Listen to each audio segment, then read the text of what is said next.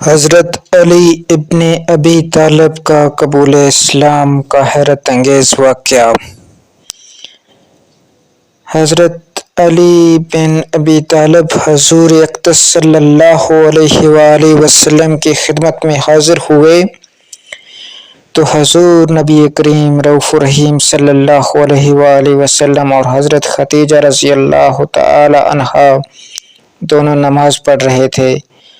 تو حضرت علی نے پوچھا، اے محمد، یہ کیا ہے؟ حضور نبی کریم نے فرمایا، یہ اللہ کا وہ دین ہے جسے اللہ نے اپنے لیے پسند کیا ہے اور جسے دے کر اپنے رسولوں کو بھیجا۔ میں تم کو اللہ کی طرف دعوت دیتا ہوں جو کہ اکیلا ہے، جس کا کوئی شریک نہیں۔ تم اس کی عبادت کرو اور لات عزا دونوں بتوں کا انکار کر دو۔ حضرت علی نے کہا، یہ ایسی بات ہے جو آج سے پہلے میں نے کبھی نہیں سنی، اس لیے میں اپنے والد ابو طالب سے پوچھ کر ہی اس کے بارے میں کچھ فیصلہ کروں گا۔ آپ صلی اللہ علیہ وآلہ وسلم نے اس بات کو پسند نہیں فرمایا کیونکہ آپ چاہتے تھے کہ ابھی جو ہے وہ اعلان نہ ہو دین کا اور کھل کر جو ہے وہ تبلیغ اسلام کا اللہ کی طرف سے حکم نہیں تھا۔ تو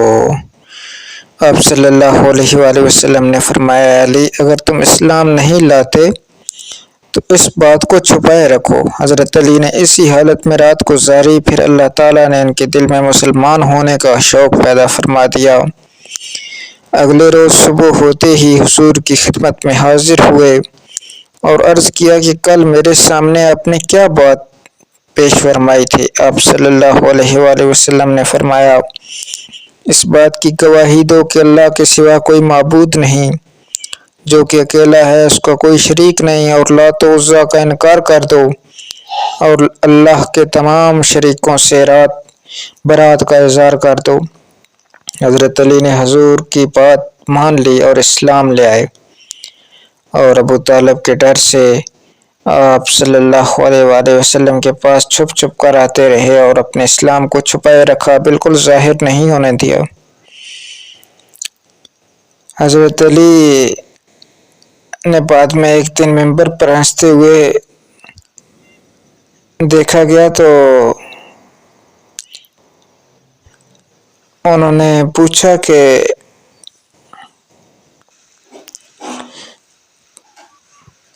پہلے کبھی اتنے زیادہ ہنستے ہوئے آپ کو نہیں دیکھا کہ آپ کے دانت ظاہر ہو جائیں۔ تو حضرت علی نے فرمایا کہ مجھے جو ہے وہ والد صاحب کی بات یاد آ گئی کہ ایک روز حضرت ابو طالب ہمارے پاس تشریف لائے تھے تو میں حضور صلی اللہ علیہ وآلہ وسلم کے ساتھ نماز پڑھ رہا تھا، تو انہوں نے کہا کہ اے میرے بھتیجے، تم دونوں کیا کر رہے ہو؟ حضور نے ان کو اسلام کی دعوت دی تو انہوں نے کہا کہ تم دونوں جو کچھ کر رہے ہو اس میں کوئی حرج نہیں ہے، لیکن سجدے کی طرف اشارہ کرتے ہوئے کہا کہ لیکن یہ نہیں ہو سکتا کہ میرے سرین یعنی سجدہ کی حالت میں میرے سر سے اوپر ہو جائیں، یعنی میں سجدہ نہیں کر سکتا کہ جسم کا کچھ حصہ جو ہے وہ میرے سر سے اوپر سجدے کی حالت میں ہو جاتا ہے، تو یہ جو ہے نا وہ مشکل ہے۔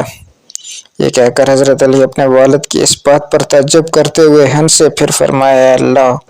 میرے علم کے مطابق آپ کے نبی صلی اللہ علیہ وآلہ وسلم کے سوا اس امت میں سے کسی بندے نے میرے سے پہلے آپ کی عبادت نہیں کی۔ یہ بات 3 دفعہ کہی اور فرمایا، میں نے تمام لوگوں سے